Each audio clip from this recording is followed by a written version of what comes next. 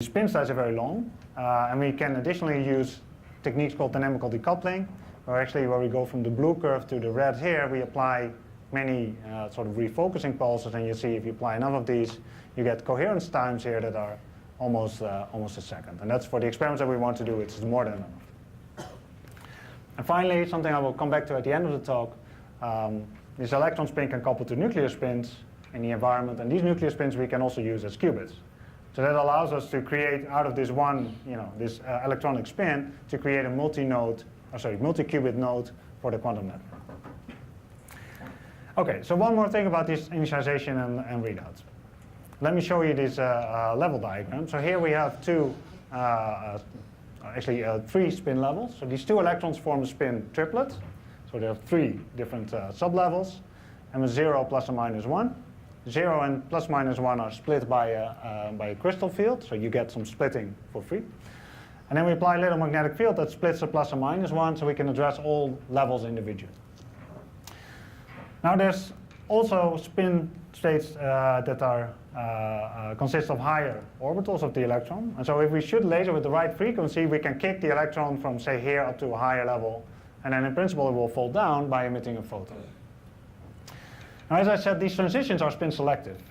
And then we can use for fast initialization. So for example, if we tune the laser to match this transition, we're going to do optical cycling here. We excite, system will fall back, emit a photon. We re-excite, emit a photon. But at some point, due to slight spin mixing in this state, it will change its spin state and drop to this level. But once it's in this level, the laser is not resonant with it anymore, so it's stuck. It will stay there. And that means that if we apply laser of this frequency for some time, we will always end up in this state, because it will pump in here, and once it's there, it will stay there. And this is what you see in this graph. So this is actually an average of many curves. You see that the number of photons that you get from turning on the laser falls down exponentially and goes basically to 0. And this signals that the laser was here, that the system was initialized into that state. Very efficient. And we can also use these transitions for readout. And this readout can be done in single shots, meaning that we have our spin state. I want to know what is the spin state now. I want to project it into the spin state, and I want to answer each and every single time that I do that. And I want this fidelity of the answer to be high, of course. So what we then do is choose a transition that's so-called cycling, meaning that if I go up to the excited state, that the probability that I fall back to the same spin state is very, very high. That means I can do many of these optical cycles. Many photons will be emitted.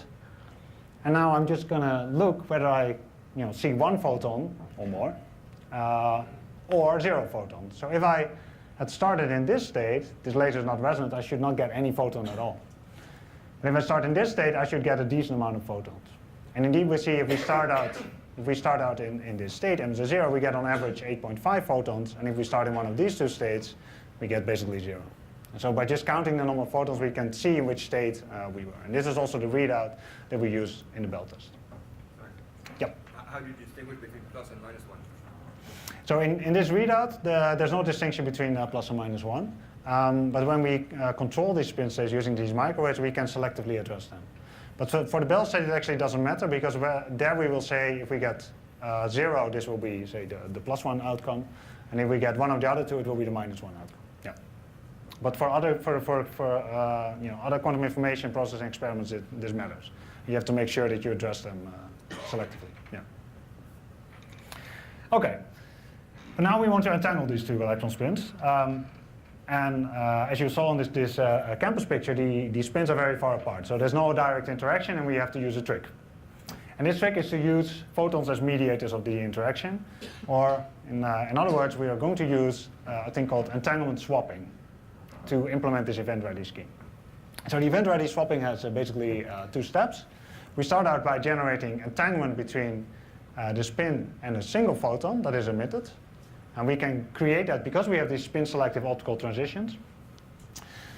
And we do that for this spin, and we also do that for the other spin at the same time. Such that when these photons arrive here at the beam splitter, a semi-transparent mirror, they overlap. And then if we would look into one of the output arms, say here, and we would see one photon, there would be no way, fundamentally no way to know where that photon came from.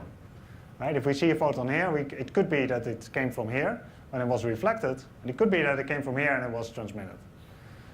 So that's why people call this the beam splitter an eraser of rich path information. You lose the information where it came from, and that means that if you see a photon there, you project onto having a photon there, you actually project on the photon having come from this side and from this side at the same time.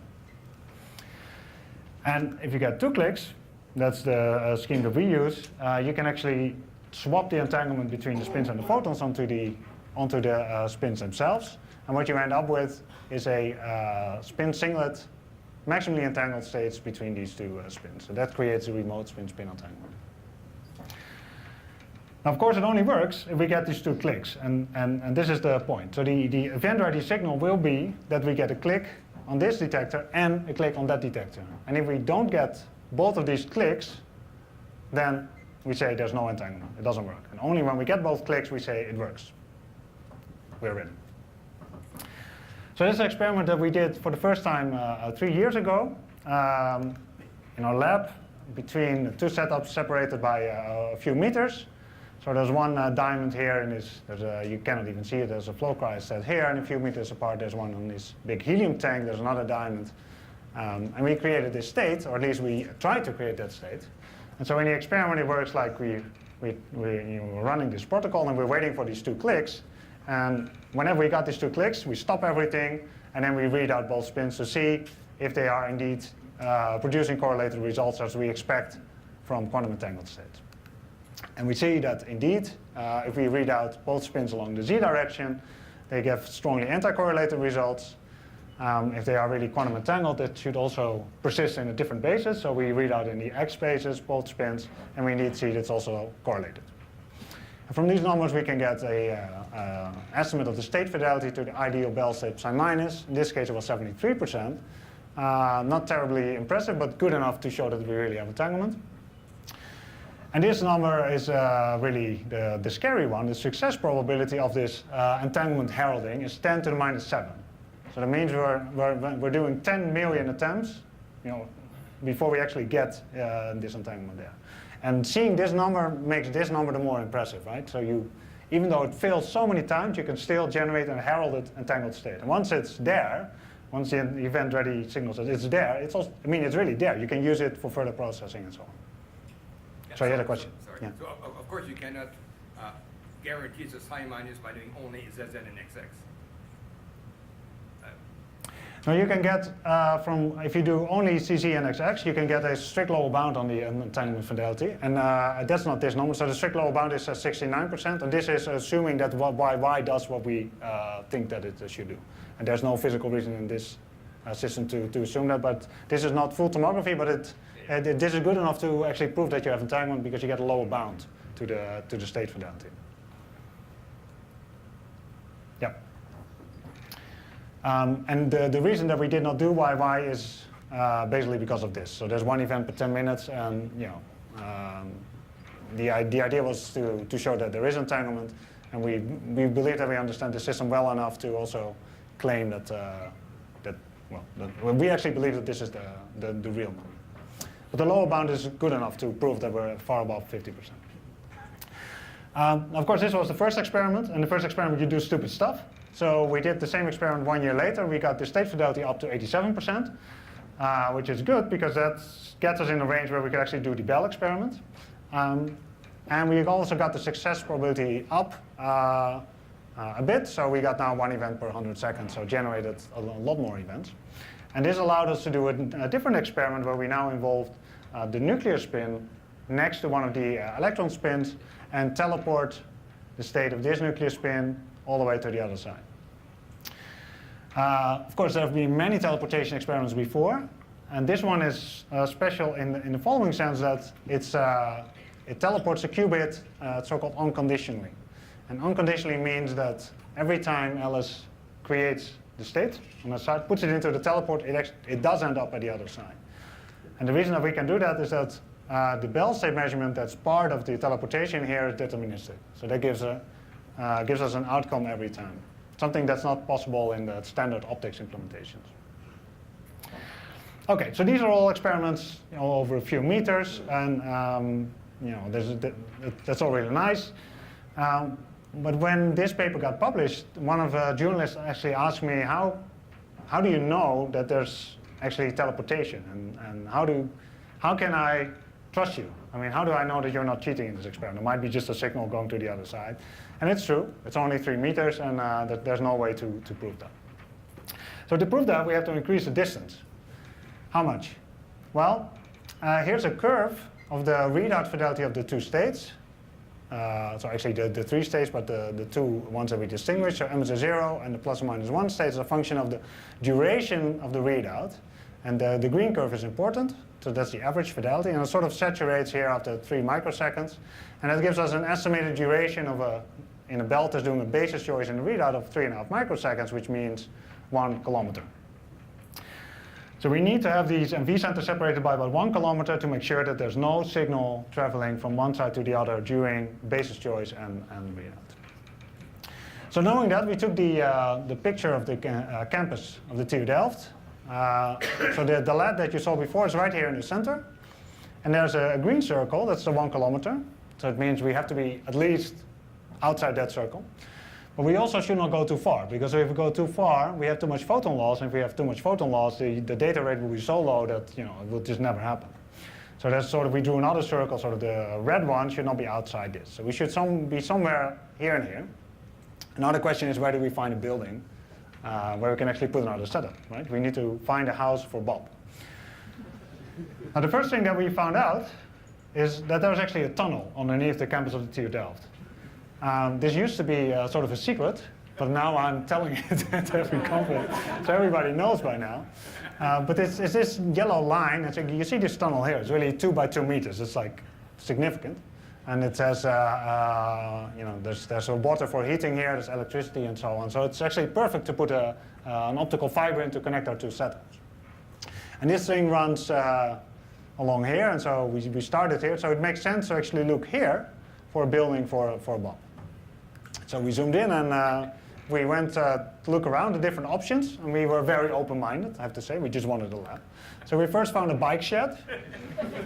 And okay, in terms of space, it was actually good.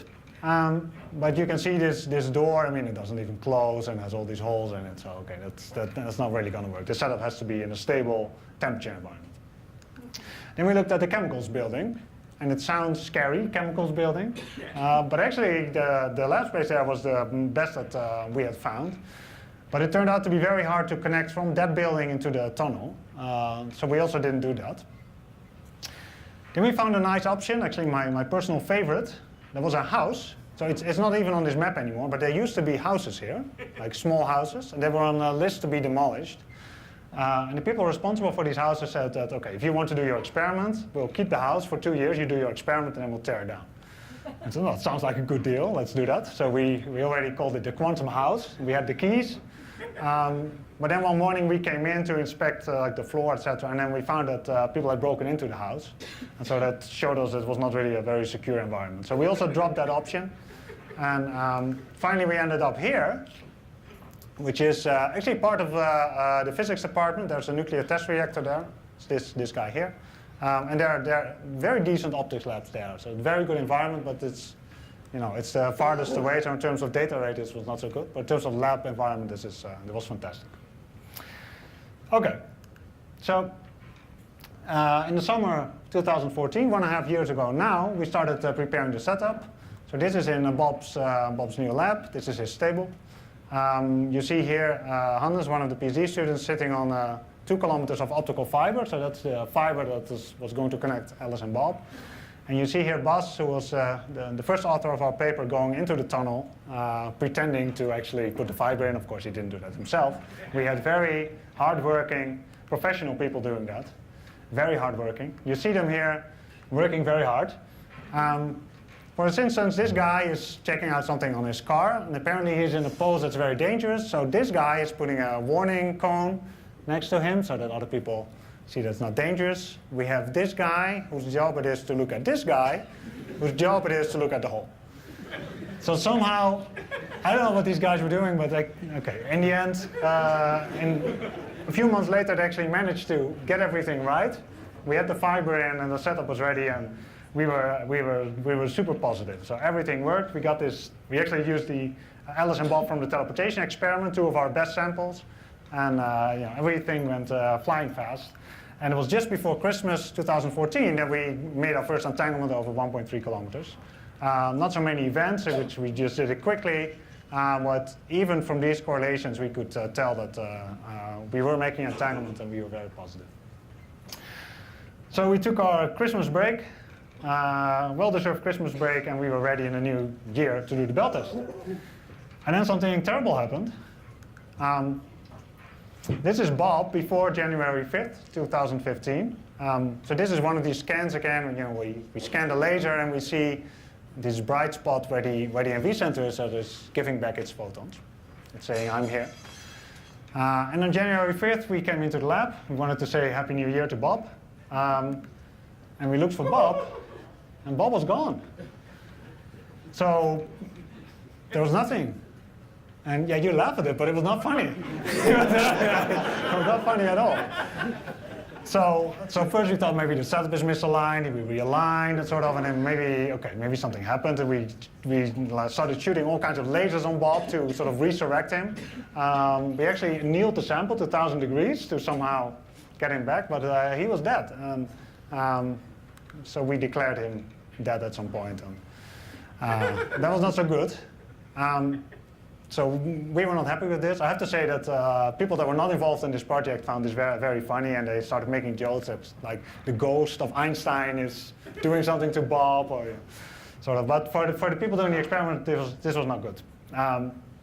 So actually, this delayed us by quite a bit, almost 5 months, until after we went through a cycle of making new devices, optimizing everything. In the end, everything became better, I have to say. We were back at that same stage, and we had again a good Alice and Bob. Turned out that the new Alice and Bob were actually better than the old Alice and Bob. We did again these correlation measurements, now implementing also the random basis choice, so doing everything as if it was a bell test. And we see again the correlations. And in this case, using also other measurements, we actually estimate the state fidelity to be 92%, the best that we ever did. So using this data, we also fixed the parameters for the bell test. And we went. So this is the experimental scheme.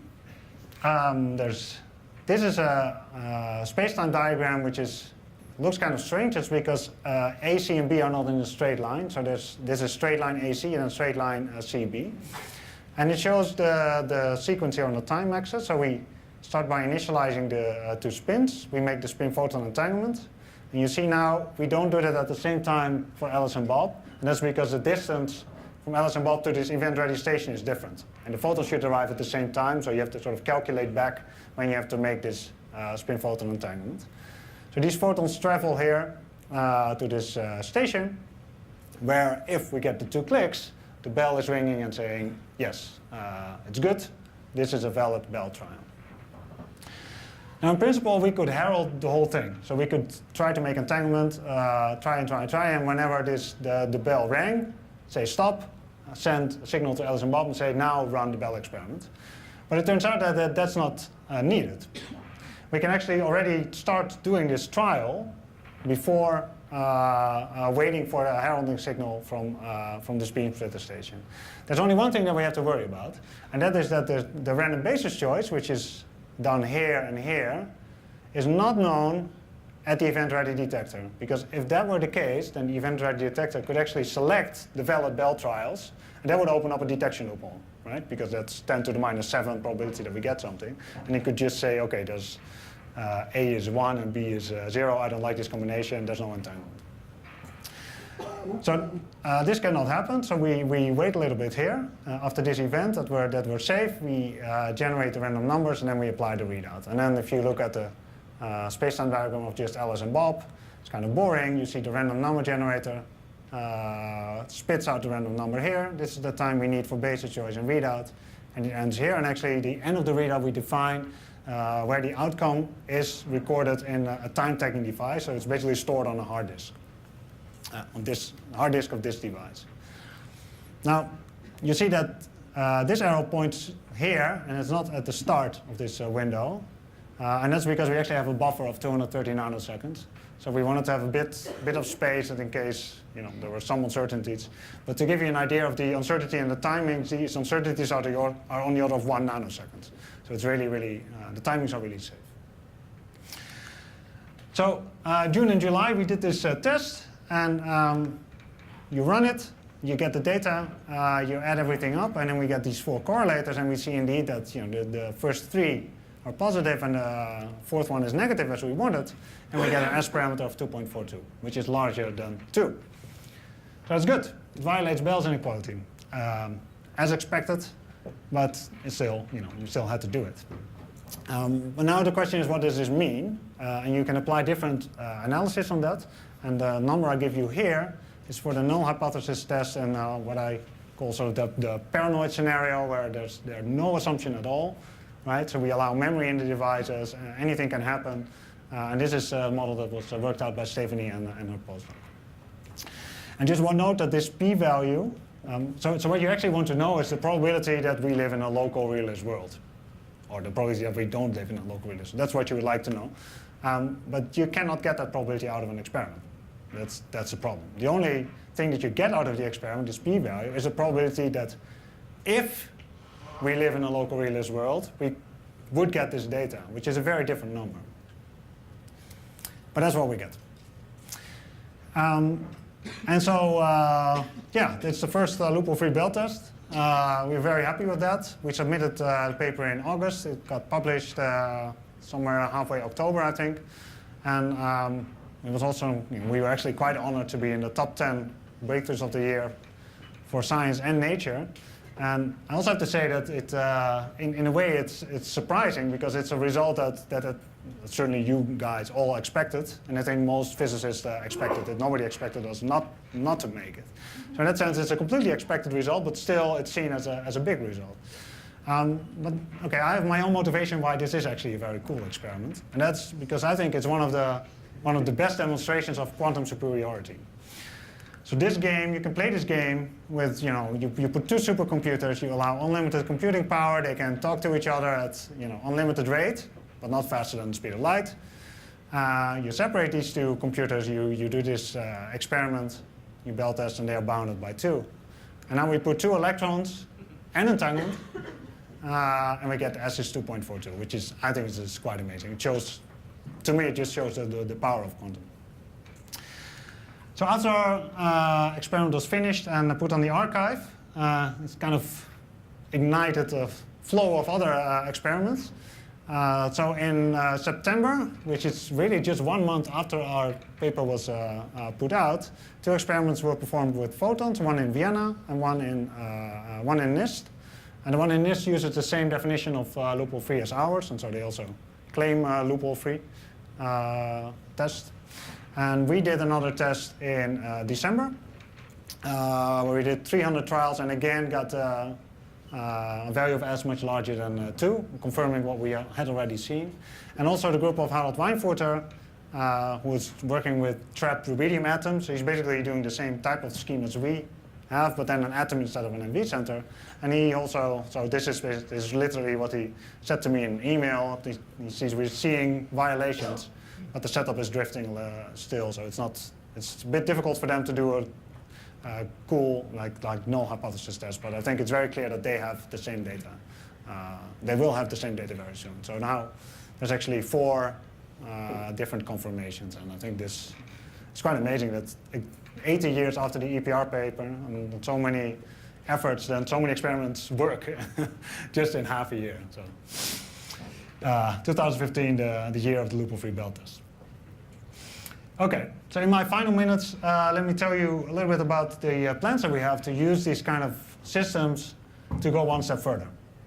And to go 1 step further, we not only want to use the electron spin, photons, and other electron spins, doing this entanglement, 2-party entanglement, we want to involve nuclear spins. And the electron spin naturally couples via hyperfine interaction to single nuclear spins in the environment, and these nuclear spins turn out to be very good qubits. And so the vision that we have for a quantum network node is then we'll have a range of data qubits. These are single nuclear spins that can be addressed and read out via an ancilla qubit, which is the electron spin, that we worked out in the Bell state. And then this ancilla qubit, again, as the optical interface, so we can connect it to different nodes and also to our classical processing devices. And with this network node, we have two main goals. One goal is to build